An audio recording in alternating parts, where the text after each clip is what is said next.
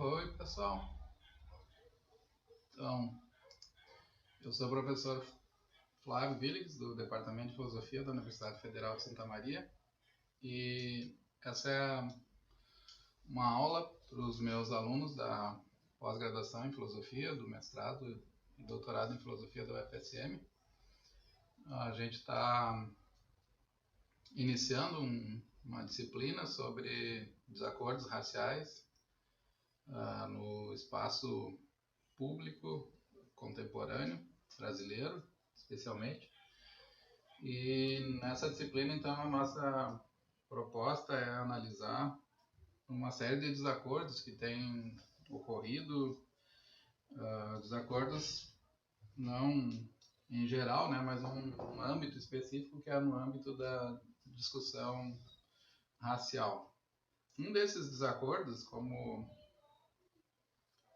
é de conhecimento de todos, né, é uma disputa que tem sido muito viva e muito interessante também, muito sofisticada, sobre a natureza do racismo, ou também se poderia dizer, né, o que é o racismo. E é uma disputa conceitual, portanto, é um desacordo sobre como entender, né, um certo conceito fundamental, e ele tem impacto em vários domínios, né, do discurso público, especialmente porque se usa, né, o termo racismo hoje ele tem sido usado de uma maneira bastante ampla, né, para qualificar instituições como departamentos acadêmicos. Ele é usado para descrever certas pessoas, né, que são chamadas de racistas. Ele é também utilizado para descrever certas políticas, né, que são políticas que têm, alguns dizem, né, um cunho racista. Então o termo tem um uso muito amplo e algumas pessoas questionam, né, essa aplicação em algumas situações. Tem expressões como, por exemplo, todo branco é racista, né, e algumas pessoas têm questionado se esse é um uso adequado, né, do termo. E, portanto, existe, né, no nosso debate contemporâneo uma discussão muito grande sobre como se deve entender o conceito. E o que eu vou fazer, então, nessa primeira unidade da nossa disciplina é examinar uma série de respostas que foram apresentadas no âmbito da filosofia da raça, digamos assim, ou da filosofia crítica racial, especialmente nos Estados Unidos. Alguns, digamos assim, alguns participantes desse debate, dessa discussão. E hoje, na primeira aula, então, o nosso interesse é sobre a resposta que o Lawrence Bloom, que é um professor da Universidade de Boston, né, ofereceu para essa a Universidade de Massachusetts, em Boston, né, que ele ofereceu para essa questão. Então, eu tenho três objetivos em vista aqui, né? Os objetivos são relativos ao o artigo, né? Os textos que ele escreveu, que são os textos que a gente está adotando na disciplina. Vocês vão ver que, então, como eu vinha dizendo, eu vou apresentar nessa aula a concepção do Bloom. Ela está articulada, né? Ela foi elaborada a partir de dois artigos dele. Um deles eu coloquei para vocês em português, chama O que as explicações de racismo causam, né? E o outro é Racism, What It Is e What It Isn't. E eu vou então expor a visão dele com base nesses dois textos. Eu li também o livro dele, né? I'm Not Racist, But, que também ajuda a entender a discussão desses artigos. E na segunda parte, então, o segundo objetivo da aula é apresentar as críticas que ele dirige à concepção social do racismo, que também tem sido, né, eu vou retomar depois essa discussão na próxima aula, quando a gente for examinar o texto do Tommy Shelby, e também uma concepção centrada moral, né, centrada na noção de virtude, que foi desenvolvida por Garcia, né? não sei o primeiro nome dele, é J.L. Garcia. É um professor também, foi professor em Rutgers e agora ele é professor em Boston. Na terceira parte, então, eu vou no final, né, daí seria uma espécie de objetivo geral, assim, que é compreender essa concepção dele, né, em relação ao que tem sido apresentado e tem sido discutido sobre racismo, né? E vocês vão entender melhor essa concepção, especialmente na próxima aula, quando a gente contrastar com o Shelby, mas dá para ter uma ideia, assim, já inicial, né? Eu vou tentar colocar isso durante a apresentação também, para mostrar como ele está articulando e qual é a visão dele. Então, para começar, eu queria chamar a atenção de vocês para um pano de fundo genérico, assim, que está na matriz do projeto do Lawrence Bloom, que é uma ideia bastante importante para ele.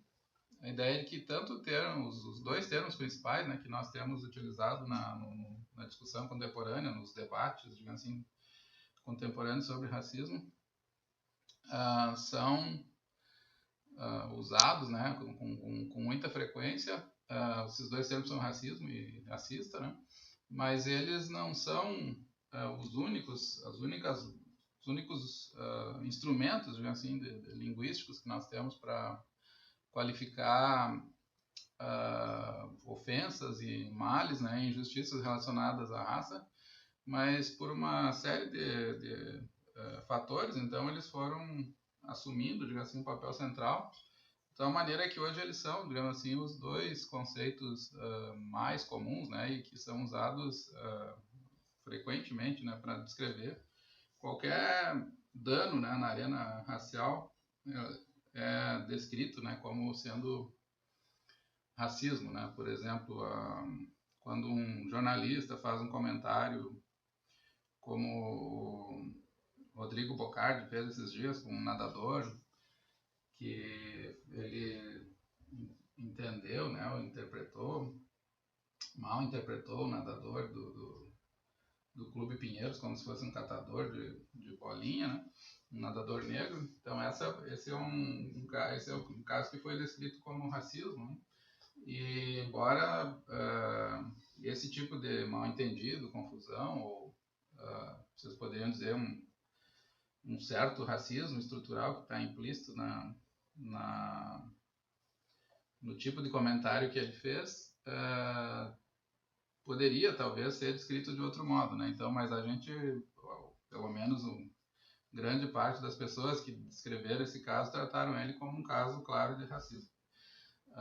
Isso exemplifica, portanto, a tese do Bloom, né, que os termos racismo e racista são os termos principais, né, e os únicos em geral, né, para descrever o que tem de errado no racismo.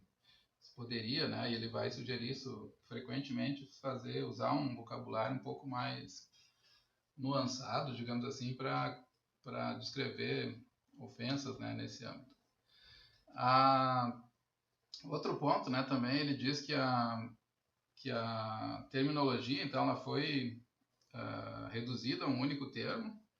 Isso ele vai também defender essa tese com relação a outras abordagens, né, mesmo quando elas pretendem oferecer uma caracterização que é diferente da dele, como a do Garcia, ou mesmo a concepção social do racismo, que são diferentes da dele. Mesmo quando elas admitem outras conotações e reconhecem que o racismo tem várias formas e pode funcionar, né, de diferentes maneiras, que nem toda ofensa racista tem o mesmo grau de ofensividade, ainda assim as abordagens tendem a reduzir todos esses males ou esses erros a um único termo, né, e elas são, portanto, redutivas, né, essencialistas, nesse sentido que tendem a buscar uma essência, né, do racismo como tendo uma dimensão apenas, né? E ele o Bloom então vai desenvolver um projeto, né? O projeto dele em termos gerais é pluralista. Ele procura mostrar que tanto o vocabulário quanto a maneira, né, como digamos assim, as ofensas raciais se organizam, se estruturam, ela é muito variada, né? E não pode ser, portanto, unificada nesses dois termos, né? Nós precisamos de um... Ele tenta mostrar que o nosso vocabulário é muito mais rico e valeria a pena insistir, né, nessa variabilidade. Uma boa parte, então, dos artigos que a gente vai discutir, vocês poderiam interpretar eles como respondendo a seguinte pergunta: o que significa a redução do vocabulário moral relativo à raça aos termos racismo e racista, né? O que ela ensina para nós, né? Se ela é uma redução adequada ou se caberia procurar, né, outras distinções. Ele sustenta que essa redução ela tem efeitos deletérios, né? Tem efeitos danosos no domínio do entendimento moral. Então, uma primeira razão para ele sustentar isso é que eu cito uma passagem dele, ele diz na página 73 do artigo que está traduzido para o português, ele diz que essas explicações do racismo, então, que tendem a unificar, né, e colocar encontrar uma explicação do racismo que não é pluralista, né, mas tende a reduzir ele ou a uma mal moral ou a uma estrutura de poder que provoca certas desigualdades sociais, né, como, por exemplo, no conceito social. Ele diz que essas explicações fizeram parecer que o que vai mal na área das raças é algo como um tipo de coisa que é moralmente errada em suas diversas manifestações e sempre com a mesma razão. Quando uma pluralidade de manifestações de racismo é explicitamente reconhecida, a pluralidade é vista como diretamente derivativa ou secundária à forma essencial do racismo. Então, a ideia que ele está dizendo que é um efeito deletério desse tipo de abordagem, da maneira como o racismo tem sido tratado, né, na discussão mais recente, ele leva a crer, né, que todas as injustiças raciais são erradas ou ruins pela mesma razão. E isso é uma distorção, né, porque ele está procurando mostrar justamente que os males raciais são muito variados, né, e nem todos eles tem males raciais que são menos ofensivos, né, e se caberia fazer uma distinção então em torno deles. Alguns danos raciais, digamos assim, eles são danos porque revelam ignorância, porque revelam insensibilidade. Outros danos são porque são danos propriamente racistas, né? Porque eles inferiorizam ou porque revelam ódio racial, né? Então, essas diferentes domínios, né, e componentes deveriam ser distinguidos, né, para oferecer, então, uma compreensão mais adequada. Um segundo efeito que ele chama de deletério, danoso, é que o entendimento contemporâneo dificulta uma compreensão das formas de males ou injustiças raciais, como, por exemplo, a falha, né, ou devido à desconsideração e insensibilidade cultural em tomar providência para tornar um ambiente de trabalho culturalmente confortável para membros de um grupo cultural racial que tem peso menor.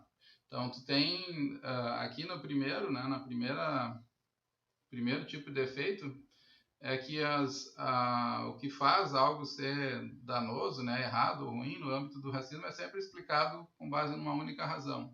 E aqui no segundo, tu tem como efeito que as formas, né, como o mal se apresenta, ela acaba sendo, enfim, ocultada, né, que faz com que algumas formas, digamos assim, de racismo que têm peso menor tenham o mesmo peso que formas essenciais.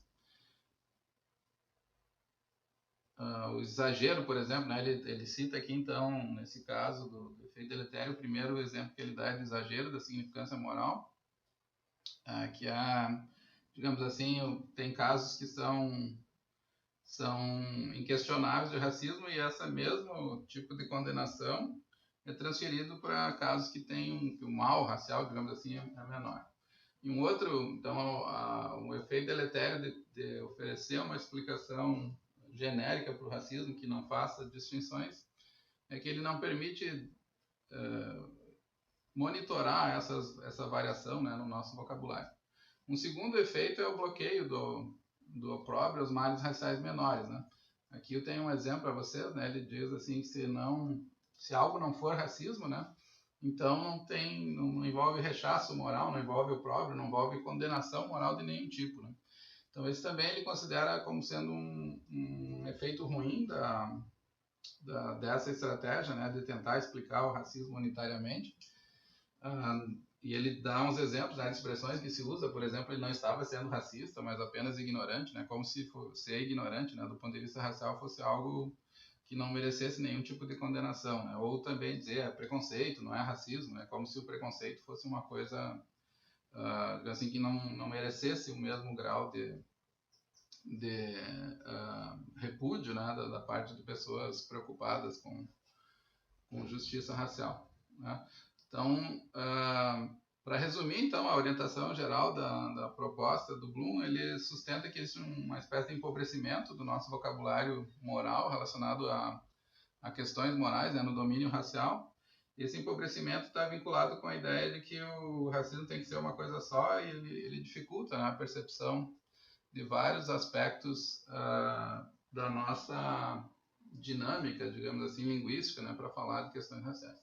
Então, uma das pretensões, né, mais importantes dele é recuperar um vocabulário com maior alcance, com mais variação, distinguindo o racismo de outros males e injustiças raciais. O próximo passo dele no texto ali, vocês leram, né, e devem acompanhar. Então, ele diz que essa forma unitária, né, de tentar dizer o que é o racismo, né, em última instância, ela tem sido entendida, né, como tendo duas direções fundamentais. Ele divide em três, né, mas elas são a segunda, ela tem subdivisões. Então, a primeira delas é a ideia de inferiorização biológica, né? Então, ser racista ela nasceu, né, na década de 20, 30, no contexto depois se aprofundou, digamos, no contexto da Segunda Guerra, mas aqui a ideia seria que existe uma espécie de o racismo, né, seria uma espécie de inferiorização de um certo grupo, né, com conotação biológica, né?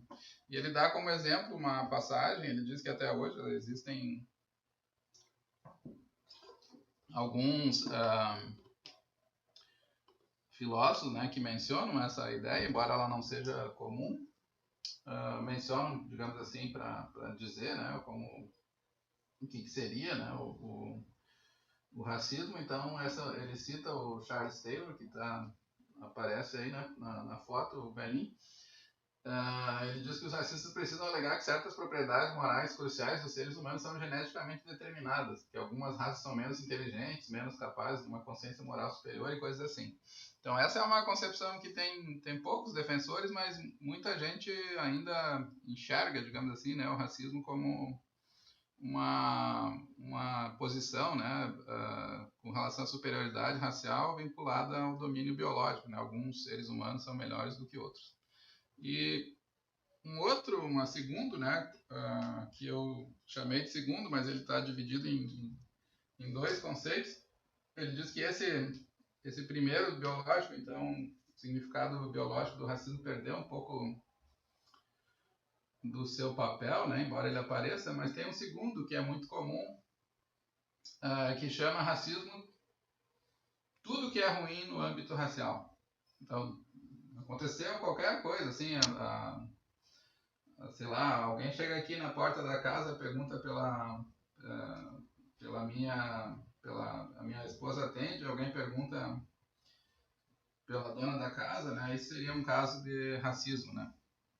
Tudo que é ruim, então, tudo que é mal entendido, confusão, estereótipo, todas as coisas, né, que são más em relação ao racismo são chamadas, né, nessa ideia, nesse significado, então, como sendo racismo.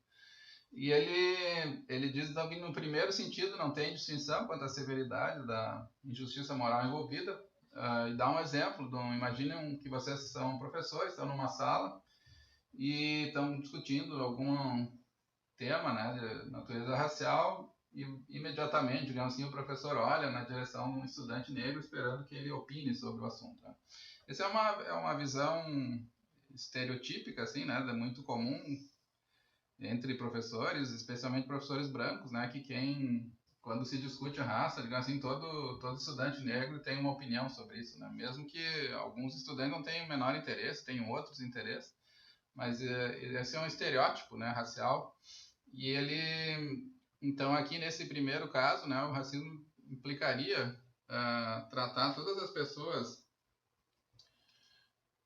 que isso é uma coisa ruim, né, porque envolve um certo estereotipagem, envolve ver o aluno como um indivíduo, né, então nesse caso aqui seria um exemplo, né, de tudo que é ruim, né, sem nenhum tipo de distinção é tratado como racismo. Mas ele divide esse segundo componente que em geral, que eu chamei de tudo que é ruim no âmbito racial, de racismo, ele divide numa subespécie que inclui somente formas graves, né? Então, essa subespécie aqui envolveria aquilo que eu mencionei anteriormente, que ou algo é racismo ou não é nada, né? Então, tu tem certas ofensas graves, aí se tiver esse professor, por exemplo, que tem uma visão estereotípica do aluno, isso não é racismo, então não tem nenhum problema. E fica tudo por isso, né? Ele está tentando mostrar justamente que esse segundo grupo de práticas, de ações, né, de atitudes, formas, digamos assim, de estruturação social, que elas não são, talvez, essa é a tese dele, pelo menos, né, não são racismo, mas são outra coisa, podem ser usar estereótipo racial, ser ignorante do ponto de vista racial, ser insensível do ponto de vista racial. Todos esses outros exemplos de males, né, que no domínio da raça, eles, nessa segunda concepção, eles ficam anulados, né, como se eles não tivessem implicado, né, não tivessem nenhum significado moral ruim. E é justamente por aí, então, que ele vai tentar criticar essas duas formas, né, digamos assim, de compreensão mais comuns, né, contemporâneas. A primeira, então, que diz que o racismo é tudo que é ruim sobre o mundo, no contexto racial, né, no universo racial. E a segunda diz que o racismo é só certas coisas muito graves e, portanto, as outras não teriam problema nenhum. Ele acha que essas duas concepções elas falham, né, em capturar melhor assim o domínio racial, então é contra elas que ele vai se direcionar, né? Então ele diz que essas três significados fracassam, né, em estimar as várias dimensões da pluralidade moral e racial entre os males raciais e, portanto, ele propõe, né, vai propor depois no final a versão dele, né, que tenta capturar as nuances, né, do universo da discussão racial. Para apresentar a concepção dele, então, que é uma crítica, né, desses significados que se tornaram dominantes, ele inicia rejeitando outras caracterizações que são duas, né, no artigo, como eu mencionei. A primeira delas é da caracterização social, então ela é citada ali no texto, né, embora ele não tenha uma descrição assim pormenorizada, mas ele menciona essas duas professoras e o livro se chama Teaching and Learning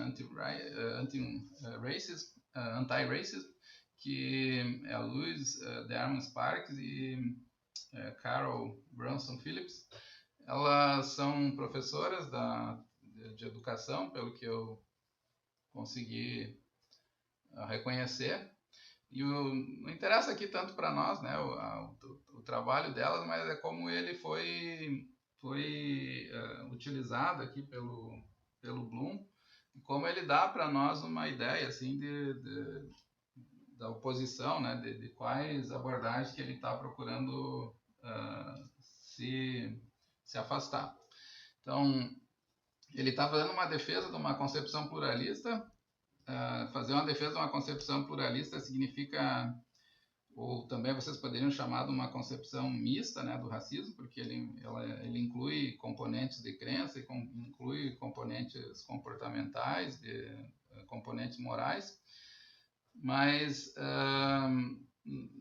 o essencial, digamos assim, da abordagem dele é ver o racismo como um aspecto do caráter, digamos assim, né, de crença, mas fundamentalmente de um aspecto pessoal, né? O racismo para o Bloom tem essa característica de ser um defeito muito forte, assim, ele envolve uma motivação, um ânimo racista, E ele, por isso, ele distingue, né, os casos, né, de estereotipia, de insensibilidade desse sentido moral mais profundo, né, que ele está sugerindo. Então, uma das concepções que ele precisa para apresentar a visão dele, que ele precisa enfrentar, é a concepção ou a explicação social. O que diz essa explicação social? Ela diz que o racismo, na verdade, ele não é um traço, digamos assim, de caráter individual. O racismo é uma estrutura de desigualdade entre grupos racialmente definidos, né? Ele cita, então, é uma citação literal aqui dessas duas autoras. Uma delas diz que o racismo é um sistema institucionalizado de poder, ou em uma outra passagem ele também cita dizendo que é um sistema de vantagens baseado em raça, né? Como é que a gente deve entender essa concepção que ele está apresentando aqui dessas professoras? Bom, a ideia principal aqui é que existe existiu, né, pelo menos se vocês pensarem na dimensão tradicional, as formas mais clássicas, né, de definir o racismo, ele era tratado como uma manifestação individual de preconceito e intolerância, né? Eu coloquei aqui né, para vocês lembrarem. E o que a abordagem social faz é um deslocamento do eixo, né? Ela passa a tratar isso que seria um defeito, digamos assim, de caráter individual, manifestado por preconceito e intolerância, e lança o foco, digamos assim, da atenção para estruturas mais amplas de desigualdade entre grupos raciais, principalmente quando o histórico de injustiça racial fornece a base para perspectivas atuais, né, que seriam desiguais. Então, o que a definição social faz? Ela diz, olha, o racismo não é tanto um problema do racista, digamos assim, né? Depois vocês vão ver que tem uma tentativa de vincular esses dois aspectos, digamos assim, né, do conceito. Mas o racismo ele é fundamentalmente um fenômeno que acaba produzindo dominação, né? Acaba produzindo vantagens para uma certa raça. Ele gera, então, estruturas de poder que favorecem certos grupos sociais em detrimento dos demais. É uma forma bastante, eu acho, didática, assim, de vocês entenderem isso, que o próprio Bloom menciona no texto dele a ideia da desigualdade. Vocês podem pensar aqui, né, no caso, o exemplo é com relação ao desempenho escolar. Então, vocês podem imaginar que o rendimento, né, dos estudantes afro-americanos, né, ele é menor em relação aos estudantes brancos e os estudantes asiáticos, né? E essa desigualdade, digamos assim, ela tem sido explicada na abordagem social como um efeito de processos sociais, estruturais, históricos, né, como, por exemplo, com a escravidão, né, nos Estados Unidos, depois a condução, né, da população negra para a periferia, para guetos.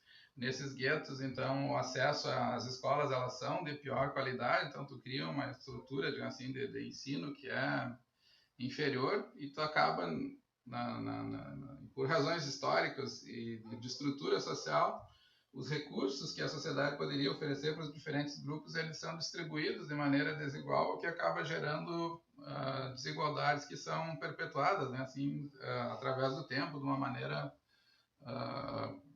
mais ou menos estendida, assim, né, difícil de romper, digamos assim, o bloqueio, né? E essas desigualdades, elas acabam favorecendo certos grupos. Então, na disputa, por exemplo, por emprego, os alunos que têm uma formação melhor, eles vão ter melhores condições, né, de disputar uma certa vaga, que é o que não acontece com os demais alunos, né, que tiveram uma escola pior. Então, a definição social ela coloca essa dimensão estrutural, social, do modo como a sociedade gerencia os problemas vinculando desigualdades sociais com a noção de raça. Então, as piores escolas são as escolas das periferias, que são as escolas que justamente atendem a população negra. Os piores índices, né, de tratamento no sistema jurídico são encarceramento, etc., né, diz respeito à população negra também. Então, tu tem aqui um conjunto de estruturas sociais que funcionam, são estruturas estatais, elas funcionam, mas elas acabam condenando, digamos assim, certos grupos a uma situação de desvantagem, né? Então, o que é mais importante aqui na definição social para entender o racismo não é tanto o comportamento racista individual, mas é como as diferentes estruturas acabam gerando sistemas de dominação, né, que favorecem, geram vantagens para certas raças em relação às demais e prejudicam outras raças. O Bloom considera que tem assim, vocês poderiam formular assim, né, dizendo que os defensores dessa concepção de racismo têm um ponto, né, eles estão certos num certo aspecto, é relevante, né, o que eles estão chamando a atenção. O que é relevante na abordagem social? Ele diz que as estruturas amplas de análise elas são relevantes quando as deficiências de um grupo racial são, em parte, né, ao menos, o resultado histórico de danos raciais. Então, é importante chamar a atenção para essas estruturas amplas, né, porque quando elas são, de fato, vinculadas, né, ao dano racial. Ele chega a dar um exemplo de que tem certas desigualdades, por exemplo, que não tem relação com a raça, né? Por exemplo, se tu tens alguns países lá no norte da Europa, que a imensa maioria da população é branca, tem desigualdades entre eles, mas nenhuma dessas desigualdades são explicáveis, digamos assim, por uma questão racial. Mas nos Estados Unidos, sim, né? Em função do histórico da escravidão, ele foi reproduzindo estruturas de injustiça que garantiu, né, certas vantagens para certos grupos em virtude da raça em relação à população afro-americana. E ele diz, então, né, o Bloom, que é errado focar nos estereótipos, no preconceito individual, negligenciando esses padrões mais amplos. Então, os defensores aqui da concepção social do racismo têm razão, né, nesse aspecto, né, que tem certos fenômenos que só são explicar certas desigualdades, que são desigualdades sociais, mas cuja base é racial. Então, chamar atenção para elas é adequado, né, do ponto de vista de um entendimento, né, da natureza do racismo. Mas ele também critica essa concepção, então, embora ele aceite que ela tenha reconhecido um ponto importante, ele critica, né, ele diz que tem um problema relativo ao status moral das injustiças individuais no domínio racial, que essa teoria da perspectiva social não consegue dar conta, né? Eu cito uma passagem dele na página 78 daquele mesmo texto. Ele diz que a explicação social, se combinada com a visão de que o que não é racismo é de pouca preocupação moral, então essa visão implica que a intolerância, o ódio, a antipatia individual são questões de pouca preocupação moral. Somente as desigualdades raciais sistêmicas são preocupações reais. Daí ele critica isso justamente chamando a atenção para o fato de que tem injustiças individuais no domínio racial que são importantíssimas e que, se a teoria está tentando dizer que o racismo é um fenômeno de relações de poder, desvantagens que são sistêmicas, né, dentro de uma determinada estrutura social, e se ele não não mostrar que essas injustiças individuais são dignas de preocupação, tem um problema, né, porque o conceito deveria, pelo menos, ser capaz de lidar com isso. Então, aqui o problema é que a teoria não oferece recursos para criticar males raciais individuais, como pessoas moralmente abomináveis por suas atitudes raciais e pelo seu comportamento. Ele considera, então, que tem como responder essa objeção, né? Ele diz que dá para conjugar, incluir, né, comportamentos, crenças e atitudes individuais dentro do conceito, dentro da abordagem social. Então, tu diria, assim, uma forma de responder essa objeção seria dizer que indivíduos são racistas à medida que participam de comportamentos que ajudam a sustentar os sistemas de desigualdade racial. Então, eles podem... O racismo é tanto um sistema de injustiças quanto ele engloba, né, indivíduos na medida em que eles participam, né, da criação dessas diferentes desigualdades, né, cujos exemplos aí eu mencionei para vocês. Então ele imagina um primeiro caso aqui, ele está tentando mostrar que na verdade, embora isso seja uma alternativa, ela não funciona muito bem. Então ele imagina dois cenários. No primeiro, eu tenho um proprietário branco A que quer vender uma casa, mas ele recebe daí um comprador negro e ele recusa, né, a venda porque ele odeia, né, assim, ele é racista mesmo, né, tem ódio racial.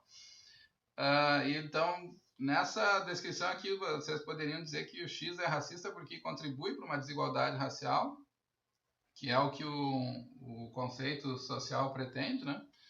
E também para a desigualdade habitacional, né? Que no caso aqui significa que as pessoas negras são, digamos assim, condenadas a morar em certas regiões que têm serviços de pior qualidade e, portanto, não só o problema aqui é que ele não só gera, né, a desigualdade ou a injustiça da segregação, mas também uma injustiça da possibilidade, né, de desfrutar, digamos assim, de certos recursos que estão em determinadas áreas, né, de uma localidade que não estão em outras, né? Então o problema principal aqui é que esse sujeito ele contribuiu por ter uma motivação racista, né? Ele não quer que as pessoas negras, né, morem naquela região. Nós queremos aqui, né, como diz a placa, queremos inquilinos brancos em nossa comunidade branca. Ele não quer inquilinos ou não quer moradores negros naquela região. Então tem um problema aqui nesse primeiro exemplo, né, que a motivação fundamental dele é racista. É uma motivação de desprezo, né, de ódio racial. Ele contribui para a desigualdade, mas contribui em função do ódio que ele tem. Agora ele imagina um segundo cenário, um proprietário B, que decide vender uma casa para evitar o prejuízo ao notar aqui o aumento de negros na vizinhança. Então, imagina um cenário em que ele tem vários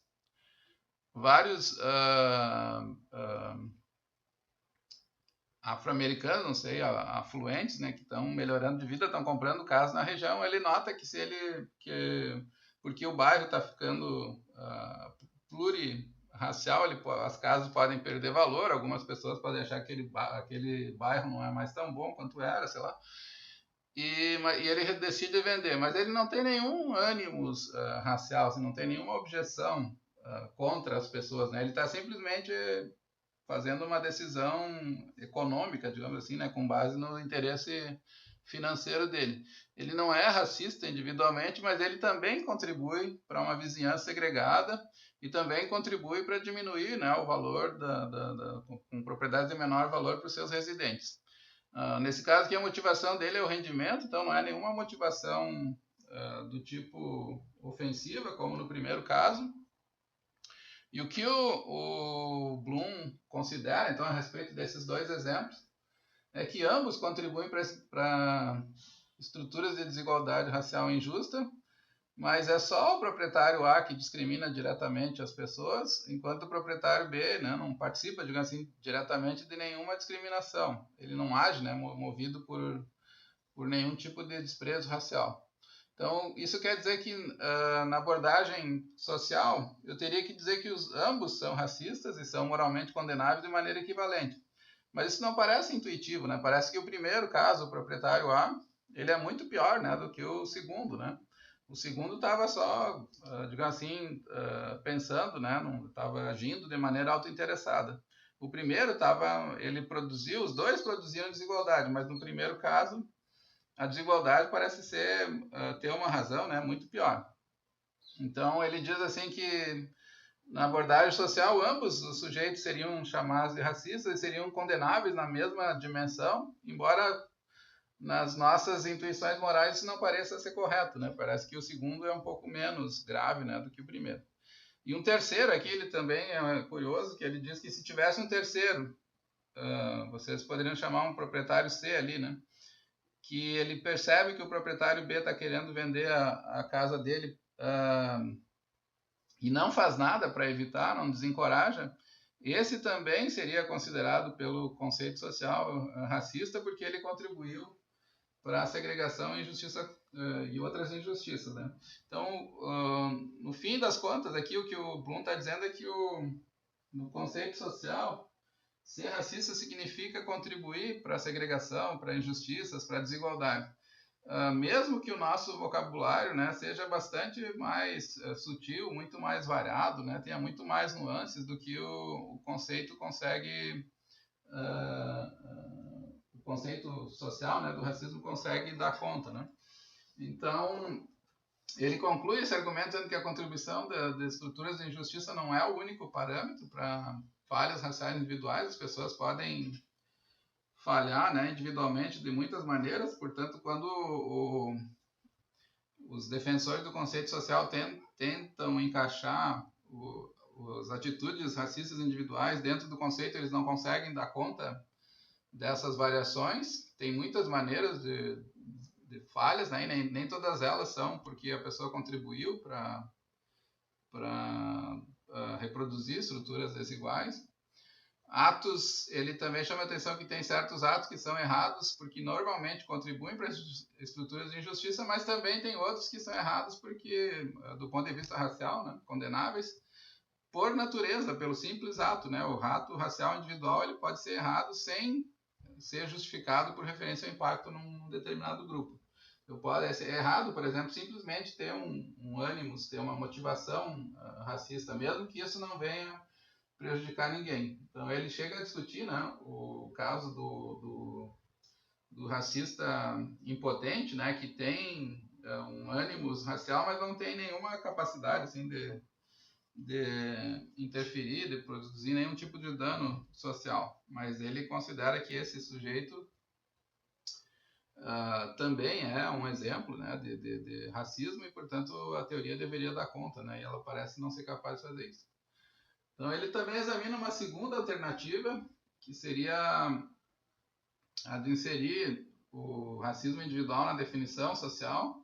Então, aqui seria a ideia de colocar o racismo dizendo que dentro da definição social, dizendo que o racismo é preconceito mais poder. Essa definição, segundo essa definição, então o indivíduo é racista se ele tiver preconceito e o poder de produzir ou dar efeito aos mesmos. Mas ele também diz que essa definição é problemática porque ela não consegue dar conta adequadamente, né, do racismo individual. Porque um exemplo aqui então é que o branco impotente no âmbito social, ele pode ser intolerante racial, isso é condenável, mas dentro da teoria esse simples fato, né, dele ser intolerante não é capturado, né? Ele teria que ter algum efeito para ser considerado racista dentro do conceito, né? Porque racismo é preconceito mais poder. Então, se tem um sujeito intolerante sem poder, ele não teria, não seria fundamental ou central para o conceito. Ele termina então a discussão do modelo social e da definição social de racismo, dizendo que ela tem um sentido positivo. O sentido positivo é que é importante chamar atenção para a desigualdade social, econômica e política entre grupos. O racismo pode ser entendido, ele concorda com isso, como é uma forma de, assim, é uma das manifestações, é um dos sentidos do racismo, dele ser envolver graves injustiças sociais. Mas ele também tem um efeito negativo, né, que ele não fornece essa definição não fornece nenhum modo plausível de falar de injustiças cometidas por indivíduos, nem das falhas de caráter individual. Quando eles tentam fazer isso, eles sempre falham, né, porque parece que o que não contribui para injustiças estruturais não é importante, né, mesmo que do ponto de vista moral parece que tem algo errado, né, com pessoas que são racistas, mesmo que não consigam prejudicar ninguém, né, efetivamente.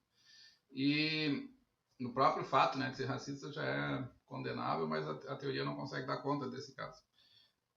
E a sugestão que eles traem, então, é que o problema todo vai na direção, né, do que ele defende, é que ao invés de tentar conjugar, né, ou reduzir todas os tipos de erros, né, no domínio moral racial para desigualdade social, ele diz que as formas sociais de injustiça raciais, elas são uma forma de injustiça racial, mas elas também permitem a existência de outras, né? Então a teoria não consegue dar conta dessas outras formas de injustiça que surgem, né? E podem aparecer normalmente, né? No nosso discurso racial.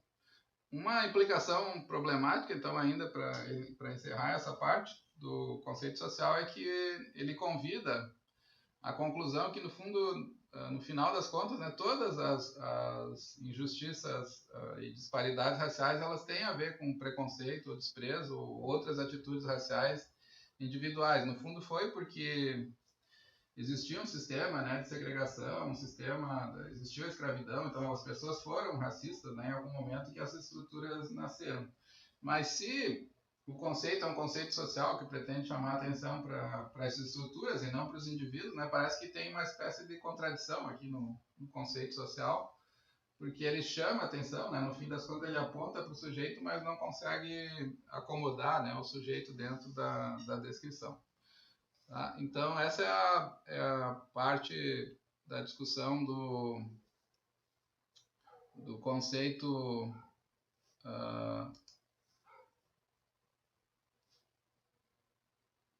social, né, do racismo. Eu vou agora fazer uma pequena pausa e depois